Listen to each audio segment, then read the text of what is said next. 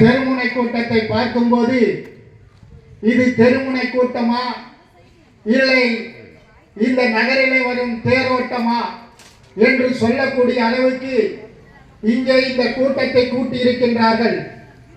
இந்த கூட்டத்திற்கு அனுமதி கொடுத்ததோ காவல்துறை, இங்கே கூடியிருப்பதோ ஒரு ஆவல்துறை, இதை கூட்டியிருப்பதோ எங்களுடைய மாவட்ட செயலாளர் இசக்கித்துறை. இப்படி ஒரு கூட்டத்தை முன்னிருந்து நடத்தக்கூடிய எங்களுடைய மண்டலத்தினுடைய தலைவர் சதீஷ்ஜி அவர்களே மற்றும் இந்த கூட்டத்திற்கு வருகை தந்திருக்கின்ற மாவட்ட செயலாளர் ஸ்ரீகண்டன் அவர்களே மற்றும் சிறப்புரையாற்ற வந்திருக்கக்கூடிய எங்களுடைய பிரச்சார பிரிவின் மாவட்ட தலைவர் கேன்ஸ் அவர்களே, இன்றைக்கு நான் மாவட்டம் முழுவதும் பேசிக் கொண்டிருக்கிறேன் என்று சொன்னால் அதற்கு எனக்கு கொடுத்தார் ஒரு சான்ஸ், அவர்தான் அண்ணன் கேன்ஸ். இந்த கூட்டத்தின் மூலம் தெரிவித்துக் கொண்டிருக்கிற அவருக்கு ஒரு தேங்க்ஸ். அதற்கு அடுத்தார் போல் இந்த பகுதியில் இருக்கக்கூடிய எங்களுடைய மாவட்டத்தின் துணைத் தலைவர் அண்ணன் கார்த்திகேயன் அவர்களே மற்றும் இந்த மண்டலத்தின் பொதுச் செயலாளர் அருமை தம்பி அருஞ்சி அவர்களே மற்றும் அனைத்து இந்திய அண்ணா திராவிட முன்னேற்ற கழகத்தினுடைய பிரதிநிதி காமராஜ் அவர்களே மற்றும்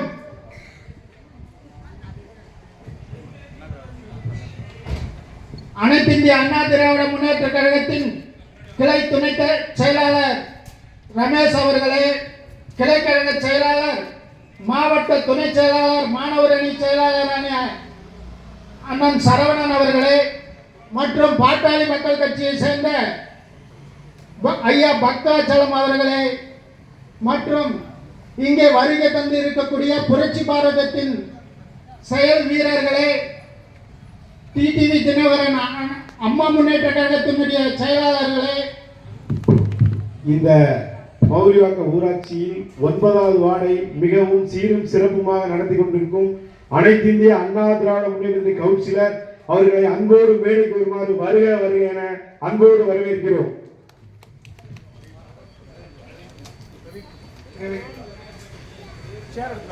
உங்கள் அனைவருக்கும் என் இரவு நேர வணக்கத்தை தெரிவித்துக் கொள்கின்றேன். இங்கே கூடியிருக்கின்ற கூட்டம் எதற்காக இந்த கூட்டம் இங்கே இந்த அளவுக்கு கூடியிருக்கிறது என்று சொன்னால், திமுக காரர்கள் பொய்யான போலியான வாக்குறுதிகளை கொடுத்து இந்த நாட்டிலே 4.5 ஆண்டு காலம் செய்தது ஆட்சி அல்ல, அவர்கள் செய்ததெல்லாம் பித்தலாட்டம். அதற்காக தான் எதிர்த்து கூடியிருக்கிறது இந்த கூட்டம். இப்படிப்பட்ட கூட்டத்தின் மீது அவர்கள் வைக்கலாம் ஒரு கண்ணோட்டம், இது எல்லாம் ஒரு முன்னோட்டம், இதுதான் இருக்கிறது எங்களுடைய வெள்ளோட்டம் என்று சொல்லிக் கொள்கின்றேன். தேசிய ஜனநாயக கூட்டணியின் சார்பாக நிற்கக்கூடிய எந்த வேட்பாளராக இருந்தாலும், அது பாரதிய ஜனதா கட்சி வேட்பாளராக இருந்தாலும், அனைத்து இந்திய அண்ணா திமுகவின் வேட்பாளராக இருந்தாலும், ஐயா டிடிவி தினகரனுடைய வேட்பாளராக இருந்தாலும், பாட்டாளி மக்கள் கட்சி அன்புமணி அவர்களுடைய ஆசி பெற்ற வேட்பாளராக இருந்தாலும், ஜி.கே. வாசன் அவர்களின் ஆசி பெற்ற வேட்பாளராக இருந்தாலும், எந்த வேட்பாளராக இருந்தாலும் அவர்கள் வெற்றி கனி பறிக்க வேண்டும். அதுதான் நம்முடைய தேர்தல் பணி என்று இங்கே நான் எடுத்துரைக்கின்றேன். காரணம், இங்கே நிறைய பெண்கள் கூடியிருக்கின்றீர்கள். இந்த பெண்கள் எல்லாம் சிந்தித்து பார்க்க வேண்டும். பாரதிய ஜனதா கட்சி தான் இந்த நாட்டிற்கு தேவை என்று நாம் சிந்தித்து பார்க்க வேண்டும். காரணம் என்னவென்று சொன்னால், இன்னைக்கு ரேஷன் கடையிலே கொடுக்கக்கூடிய ஒவ்வொரு பொருளும் பாரத பிரதமரால் வழங்கக்கூடிய பொருட்கள் தான். அந்த இலவச அரிசி என்று சொல்கின்றன, அந்த அரிசி கூட பாரத பிரதமர் தான் வழங்கி கொண்டிருக்கின்றார்கள்.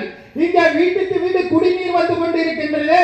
அந்த குடிநீர் கூட ஜல் ஜீவன் திட்டம் என்ற முறையிலே பாரத பிரதமர் கொடுத்து கொண்டிருக்கின்றார்கள். அது மட்டுமல்ல, இங்கே சிறு வியாபாரிகளுக்கு 50,000 கடனை வட்டியே இல்லாமல் வங்கிகள் மூலம் கொடுத்திருக்கின்றார்களே, அதுவும் பாரத பிரதமர் திட்டம் தான். இன்றைக்கு வங்கியிலே ஒவ்வொருவருக்கும் கணக்கு இருக்கிறது என்று சொன்னால், அந்த கணக்கிலே 100 நாள் வேலை, 125 நாள் வேலை திட்டம் என்று சொன்னாலும் இல்லை, உங்களுக்கு சேரக்கூடிய மகளிர் உரிமை தொகை கூட அந்த வங்கி கணக்கில் தான் வந்து சேருகின்றது. அந்த வங்கி கணக்கை உருவாக்கி கொடுத்ததும் நம்முடைய பாரத பிரதமர் நரேந்திர மோடி அவர்கள். அது மட்டுமல்ல, புரட்சி தலைவி அம்மா அவர்கள் கொண்டு வந்த தாலிக்கு தங்கம் என்ற திட்டமும், அம்மா உணவு திட்டமும், அம்மா மருந்தகமும், அம்மா குடிநீரும், அம்மாவினுடைய மடிக்கணினியும், அம்மாவால் கொடுக்கப்பட்ட சைக்கிளும் இன்றைக்கு நிறுத்தி வைக்கப்பட்டிருக்கிறது. ஏன், எதற்காக இந்த திட்டங்கள் எல்லாம் இவர்கள் முடக்கினார்கள் என்று மக்கள் கேட்டுவிடக் கூடாது என்பதற்காக, அதை மூடி மறைப்பதற்காக இன்றைக்கு 5000 ரூபாய் கொடுத்து விட்டார்கள். இது போதாது என்பதை நாங்கள் தெரிவித்துக் கொள்கின்றோம். அது மட்டுமல்ல, நம்மை படைத்தது பிரம்மா, நம்மளை பாதுகாத்தது புரட்சி தலைவி அம்மா. அந்த புரட்சி தலைவி அம்மாவின் திட்டங்கள் மீண்டும் இந்த தமிழ்நாட்டில் வர வேண்டும் என்று சொன்னால், தத்துவத்தந்த சரித்திர நாயகன் புரட்சி தலைவருடைய ஆட்சி மீண்டும் இந்த தமிழ்நாட்டிலே வர வேண்டும் என்று சொன்னால், அண்ணன் எடப்பாடியார் அவர்கள் முதலமைச்சர் கட்டிலே அமர வேண்டும் என்று சொன்னால், உங்களுடைய வாக்குகளை இரட்டை இலை சின்னத்திலும், தாமரை சின்னத்திலும், சைக்கிள் சின்னத்திலும், மாம்பழ சின்னத்திலும் நீங்கள் வாக்களிக்க வேண்டும். அன்பார்ந்த வாக்காளர் பெருமக்களே, நீங்கள் சிந்தித்து பார்த்து வாக்களிங்கள். சென்ற தேர்தலிலே அவர்களுடைய வாக்குறுதிகளை நம்பி நாம் போட்டுவிட்டோம். அவசரப்பட்டு, ஆதங்கப்பட்டு அவர்களுக்கு போட்டுவிட்டோம் ஓட்டு. இன்றைக்கு வாழ்ந்து கொண்டிருக்கின்றோம் அல்லல் பட்டு, அவதிப்பட்டு, சிந்தித்து செயல்பட்டு இந்த தேர்தலிலே நீங்கள் போட வேண்டிய ஓட்டு. அன்பார்ந்தவர்களே, சிந்தித்து பாருங்கள். நீட்டு தேர்வை ஒழித்து விடுவேன் என்று சொன்னார்கள், ஒழித்தார்களா? நாங்கள் ஆட்சிக்கு வந்தால் கேஸுக்கு 100 ரூபாய் மானியம் தருவேன் என்று சொன்னார்களே, கொடுத்தார்களா? டீசல் விலையை 4 ரூபாய் குறைப்பேன் என்று சொன்னார்களே, குறைத்தார்களா? பெட்ரோல் விலையை 3 ரூபாய் குறைப்பேன் என்று சொன்னார்களே, குறைத்தார்களா? எதை அவர்கள் சொன்னதை செய்தார்கள் என்பதை சிந்தித்து பார்க்க வேண்டும். மதுக்கடைகளை மூடிவிடுவேன், தமிழ்நாட்டிலே இளம் விதவைகள் அதிகமாக இருக்கிறார்கள் என்று கனிமொழி கூறினாரே, இன்றைக்கு அந்த மதுக்கடைகளை மூடினாரா? இல்லை. ஏன் மூடவில்லை? இன்றைக்கு சிந்தித்து பார்க்க வேண்டும். அங்கே பாரதத்திலே நம்மளுடைய விஞ்ஞானம் வளர்ந்து கொண்டிருக்கிறது, இங்கே தமிழ்நாட்டிலே மெய்ஞானம் தேர்ந்து கொண்டிருக்கின்றது. விஞ்ஞானம் வளர்கிறது, மெய்ஞானம் தேர்கிறது, தன்மானம் தடுமாறுகிறது, தமிழகமே என்று தள்ளாடுகிறது என்று சொன்னால் அதற்கு காரணம் போதை. இன்றைக்கு போதையால் இந்த தமிழ்நாடு சீரழிந்து கொண்டிருக்கிறது. கள்ளக்குறிச்சியிலே கள்ளச்சாராயம் குடித்து அவ்வளவு பேர் இறந்தார்கள். அந்த கள்ளச்சாராயம் குடித்தவர்களுக்கு இவர்கள் குடிக்கின்றார்கள் 10 லட்சம். கள்ளச்சாராயம் குடித்தால் கொடுப்பார்கள் 10 லட்சம். ஆனால் நல்ல சாராயம் குடித்தால் வீட்டிலே எதுவுமே இருப்பதில்லை, மிச்சம். எப்படிதான் வாழ்வது என்று பெண்கள் மனதுக்குள்ளே ஒரு அச்சம். அந்த அளவுக்கு இவங்கள் சாராய ஆட்சியை நடத்தி கொண்டிருக்கின்றார்கள். அது மட்டுமல்ல, சட்டம் ஒழுங்கு எந்த அளவுக்கு சீர்கெட்டு இருக்கிறது என்பதை நினைத்து பாருங்கள். பெண்களுக்கு பாதுகாப்பு உண்டா? இளம் பெண்களுக்கு பாதுகாப்பு உண்டா? இல்ல முதியவர்களுக்கு தான் பாதுகாப்பு உண்டா? எங்கு போனாலும் இந்த லட்சணத்திலே முதல்வர் சொல்வார், தங்கு தாலி பறிப்பு, செயினின் அறுப்பு என்று ஏற்கனவே சொல்லி வாக்கு கேட்டார். இவர்களால் அதை கடித்து முடித்ததா? இல்லை. ஏன் என்பதை நாம் சிந்தித்து பார்க்க வேண்டும். அன்பார்ந்த வாக்காளர் பெருமக்களே, இவர்கள் தேர்தலுக்கு தேர்தல் ஏதாவது ஒரு பொய்யை சொல்லி இவர்கள் பின்னிக் கொண்டிருப்பார்கள், சூழ்ச்சி வலை. இதையெல்லாம் திராவிட முன்னேற்றத்திற்கு கைவந்த கலை. மாற வேண்டும் ஒட்டுமொத்தமான இந்த தமிழ்நாட்டின் நிலை. அதற்கு நீங்கள் வாக்களிக்க வேண்டிய சின்னம் தான் இரட்டை இலை. அந்த இரட்டை இலை சின்னத்திலே நீங்கள் வாக்களிக்க வேண்டும். இந்த நாட்டிலே வரக்கூடிய தேர்தலே ஏற்பட வேண்டும் ஒரு புரட்சி, ஏற்பட வேண்டும் ஒரு விரல் புரட்சி. அதற்காக தான் இந்த தேசிய ஜனநாயக கூட்டணியிலே சேர்ந்திருக்கிறது புரட்சி பாரதம். இப்படி வரக்கூடிய தேர்தலிலே தேசிய ஜனநாயக கூட்டணி தான் ஆட்சியை பிடிக்கும் என்று பத்திரிகை வர வேண்டும் டைட்டில். அதுக்காக நீங்க போட வேண்டிய சின்னம் தான் சைக்கிள். நாம் பறிக்க வேண்டும் வெற்றிக்கனி. அதற்காக நாம் சுற்றி சுற்றி வர வேண்டும் தேர்தல் பணி. அதுக்காக நீங்கள் வாக்களிக்க வேண்டும் ஒரு மாங்கனி. இப்படிப்பட்ட சின்னங்களை தேர்ந்தெடுத்து நீங்கள் வாக்களிக்க வேண்டும். நம்முடைய தலைமுறை சிந்தித்து பாருங்கள், ஒரு முறை வாக்களித்து பாருங்கள், இம்முறை வாழ்ந்து கொண்டே இருக்கும் உங்களுடைய தலைமுறை.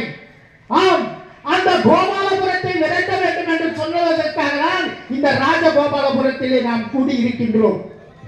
அதோடு மட்டுமல்ல, அன்பார்ந்தவர்களே, சிந்தித்து பாருங்கள். இன்றைக்கு பொய்யான வாக்குறுதிகள் கொடுத்து இந்த நாட்டை ஆண்டு விட்டார்கள் பலமுறை. இன்றைக்கு ஆண்டு கொண்டிருப்பதோ ஸ்டாலின் என்ற இரண்டாவது தலைமுறை, அடுத்த ஆள துடிப்பதோ உதயநிதி என்ற மூன்றாவது தலைமுறை. இவர்கள் அனைவருமே ஊழல் படித்த கலை. இவர்கள் அடித்த கொள்ளைக்கு கொஞ்சம் இடமில்லை வரைமுறை.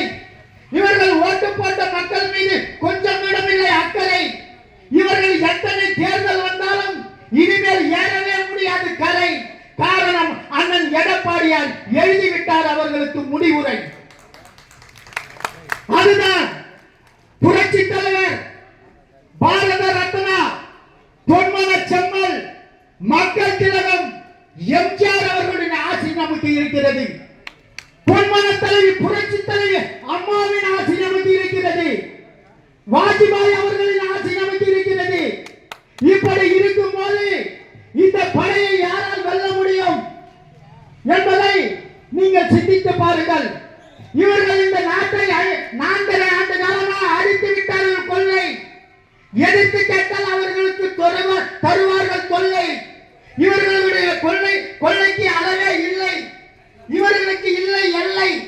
இதனால் நீங்கள் வாக்களிக்க வேண்டும். நீங்கள் தேசிய ஜனநாயக கூட்டணிக்கு என்பதை நான் தெரிவித்துக் கொள்கின்றேன்.